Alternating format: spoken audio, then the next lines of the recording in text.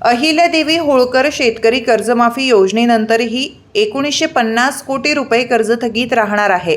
या कर्जात जे काही मुद्दल असेल त्याचे समान हप्ते करून देण्यात यावे आणि व्याजाची रक्कम जिल्हा मध्यवर्ती सहकारी बँक तसेच राज्य सरकारने भरावी अशी मागणी शेतकरी समन्वय समितीने केली आहे।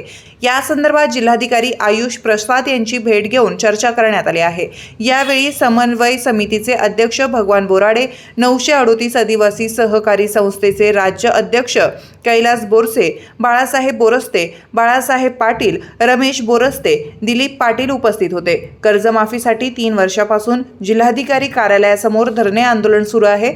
सरकारने 2 लाख रुपयांपर्यंत कर्ज माफ करण्याचा निर्णय घेतलाय। त्याचा फायदा 2224 थकबाकीदार शेतकऱ्यांना होणार आहे। 232 कोटी रुपये कर्ज माफ होणार असून तेवढी रक्कम जिल्हा बँकेला मिळणार आहे। त्यानंतरही 734 कोटी रुपये मुद्दल आणि 1216 कोटी रुपये व्याज शिल्लक राहणार आहे। हा सगळा हिशेब जिल्हाधिकारी कार्यालयासमोर मांडण्यात आला। मुद्दलाचे समान हप्ते करून द्यावेत आणि व्याज सरकार तसंच जिल्हा बँकेने भरावं अशी मागणी ही समितीने केली।